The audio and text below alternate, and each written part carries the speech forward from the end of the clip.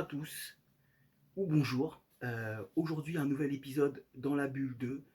Aujourd'hui, c'est moi-même, Chronique d'Escobar, pour vous présenter un manga un peu coup de poing, un seinen plus particulièrement. Donc, Le sang des gladiateurs, tome 1 et tome 2, Virtus. Donc, scénario, c'est Gibbon, et le dessin, c'est Hideo Shinanokawa. Excusez-moi, j'ai un petit peu de mal à le dire. Donc c'est édité chez Kion, ça a été édité dans les années 2000, donc je crois que c'était 2007 ou 2005 pour le premier épisode, sur le deuxième épisode c'est 2008. Mais je sais ce que vous allez me dire, mais tonton, ça parle de quoi? Parce que je me doute bien que vous voulez savoir de quoi ça parle. Donc on est en an 185 de l'ère chrétienne, et là, un empereur, l'empereur Commode. Mais là, je vous vois venir, on ne parle pas d'Ikea, rien à voir, on ne va pas monter un meuble, ni faire des tutos bricolage, comme je vous ai déjà fait sur mon compte Instagram. Rien à voir. Donc, on va parler de ce manga, qui est un seinen. Voilà. Alors, c'est un petit peu particulier, je vous explique pourquoi. Donc, là, on est avec, comme vous voyez, des gladiateurs. Mais, donc, on arrive tout au début des gladiateurs. On voit malheureusement des gladiateurs qui se font massacrer. Et tout d'un coup, on tombe à un moment donné, au milieu du tome, on se retrouve dans une prison à notre époque. Donc, on se dit, qu'est-ce qui se passe? Et là, on rentre un peu plus sur le vif du sujet, parce que c'est le scénario, ça serait plutôt euh, quand le judo rencontre la Rome antique. Parce que justement, on était avec la concubine, Marcia, de ce tyran Commode, qui en a marre, vraiment marre de voir son mari euh, faire n'importe quoi. Des hommes sont tués, voilà. Elle en a marre de tout ça. Elle en a marre de son mari qui est hyper violent. Donc, qu'est-ce qui va se passer? Elle va faire appel à une sorcière. Parce qu'elle aimerait que le Virtus revienne dans les temps euh, de la Rome antique, enfin de la Rome où ils sont, de l'instant T. Donc, c'est super simple. On se retrouve là, dans une prison, avec des personnages. Donc, Takeru, le personnage, Takeru Nuriya. Donc, ça, c'est le premier personnage, qui est un judoka aguerri, et son acolyte, qui est un peu plus fragile, Frelouquet. Et en fait, ils vont se rencontrer dans cette prison et ils vont apprendre à faire connaissance. Il va le sauver d'une voilà, de la bagarre, et il allait se faire massacrer, le pauvre. Et ils vont se retrouver plongés au milieu du Colisée et ils vont devoir affronter les ennemis des gladiateurs. Donc sur ce premier tome, on pose plutôt les bases. Voilà, on pose plutôt les bases de tout ça. On sent l'ambiance, voilà, le goût du sang, c'est violent. Faut avoir le cœur bien accroché parce qu'il y a des têtes qui volent, des cervelles qui volent. Bref, je ne vais pas rentrer dans les détails, mais c'est plutôt un manga assez violent. Graphiquement, bah écoutez, c'est plutôt sympa, mais c'est très irrégulier. Par exemple, on tombe sur les premières pages, on se dit bof, et on tombe sur des pages qui ressemblent beaucoup à tout ce que dans le manga, dans le style Green Blood ou Rainbow, voilà, du même auteur, avec un dessin très marqué. Donc vraiment c'est dynamique, les personnages, je trouve que tous les personnages en termes de caractère design sont très travaillés, que ça soit l'empereur, que ça soit Marcia, qui est quand même une très jolie femme. Et bien sûr, on va tomber sur nos héros. Alors attendez, je vais vous montrer. Voilà, donc notre judoka et son jeune acolyte. Donc, graphiquement, c'est sympa. j'ai vraiment bien aimé, mais il y a quand même des fois des petites planches un peu en deçà du volume. C'est pas forcément important, mais il faut quand même le souligner pour le dire. C'est vrai que tout ce qui est visage, tout ce qui est tout ça vraiment sur un personnage, un visage, une planche ou une bulle, souvent c'est un travail qui est magnifique.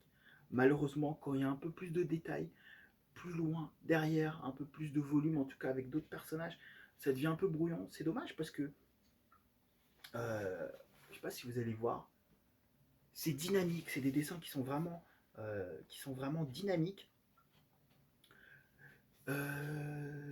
Donc ça, c'est le premier tome, hein.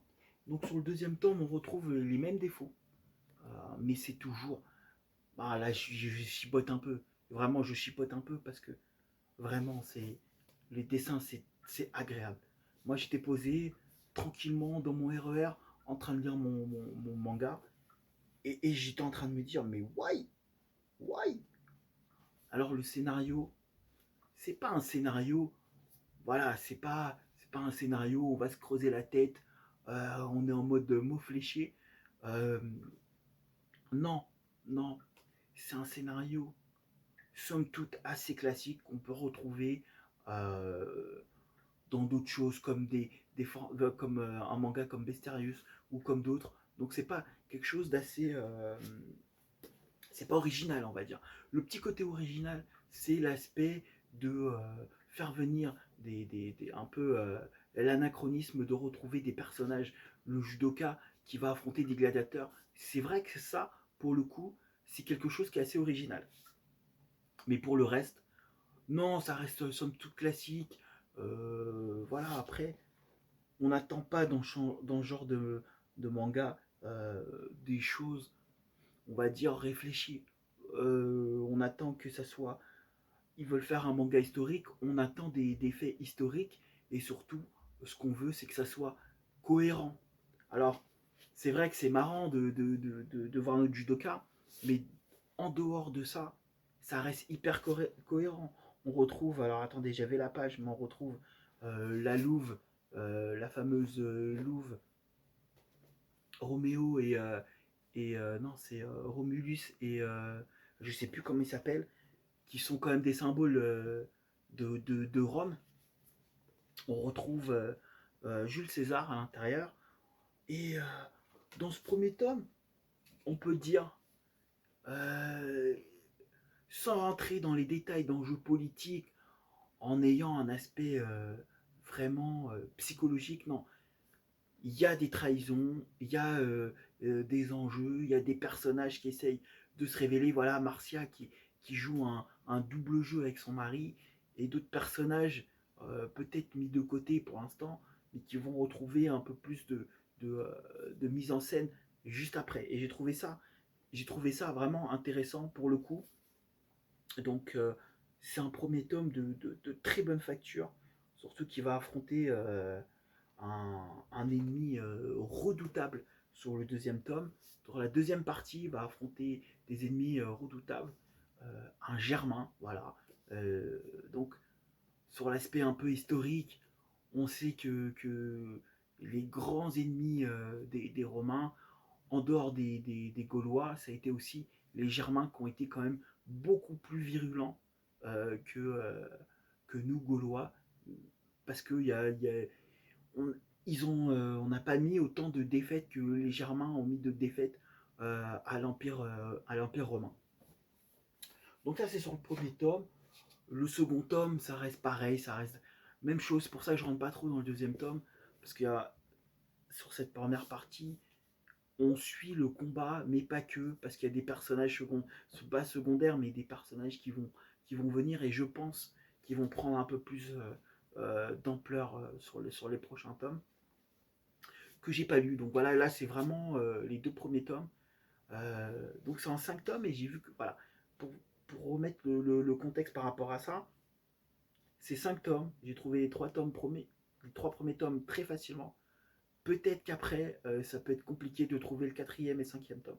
Voilà, donc c'est pas une série que vous allez peut-être trouver facilement, mais je voulais vraiment en parler Pourquoi? Parce que pour moi, voilà, c'est en conclusion, donc je fais ma petite transition, c'est un manga que j'ai vraiment apprécié, c'est un manga que j'ai vraiment aimé. J'ai pris énormément de plaisir à lire ces deux tomes. Je les ai lus assez vite, ça se lit assez vite, je vais pas vous mentir, hein. En 30 minutes, même pas en 25 minutes, je pense que même 20 minutes, c'est lu. Mais après, on peut rentrer dans les détails, voilà, dans les détails des dessins. Pareil, hein, sur le deuxième tome, c'est, voilà, comme je vous ai dit, ça reste cohérent. C'est sympa aussi la relation que peut avoir l'acolyte et Takiru, parce qu'il y a ça aussi qui est aussi mise en scène. Et c'est important, je trouve, d'avoir cet aspect d'un personnage un peu frelouquet, euh, fragile, et tout le contraire de l'autre qui doit faire peut-être aller 2 mètres et qui doit peser son kilo de muscles. Donc, et c'est aussi marrant, du coup, qu'il est judoka et qu'il affronte des techniques, et voilà, et que l'empereur, il est impressionné de voir ces techniques euh, qu'il a jamais vues. Donc, en conclusion, c'est un manga que j'ai vraiment apprécié. C'est un manga que je vous conseille si vous avez l'occasion de le trouver, parce que c'est c'est un récit historique, même s'il y a un petit peu un côté euh, voilà, un peu magie, un peu pas science-fiction, mais un peu magie. Mais ça reste quand même un manga de qualité. Et vraiment, je pense que si vous aimez l'histoire, si vous aimez les combats, si vous aimez les choses un peu comme ça, historiques, je pense que c'est un manga complètement fait pour vous. Donc voilà, sur ce, j'espère que cette review vous a plu. Donc, c'était Chronique d'Escobar pour Dans la bulle 2. J'espère vous avoir fait découvrir un titre. J'espère que vous allez le découvrir et que vous allez lâcher un petit commentaire pour me dire ce que vous en avez pensé de la review ou tout simplement si vous aussi vous l'avez lu et vous avez aimé. Donc voilà, sur ce, je vous souhaite à plus pour peut-être que ce soit un autre membre des podcasteurs qui fera une nouvelle vidéo. Et sur ce, n'oubliez pas qu'on a un compte Instagram, qu'on a Spotify où on a sorti un nouveau podcast. Voilà. Sur ce, à plus, c'était Chronique d'Escobar. Chose.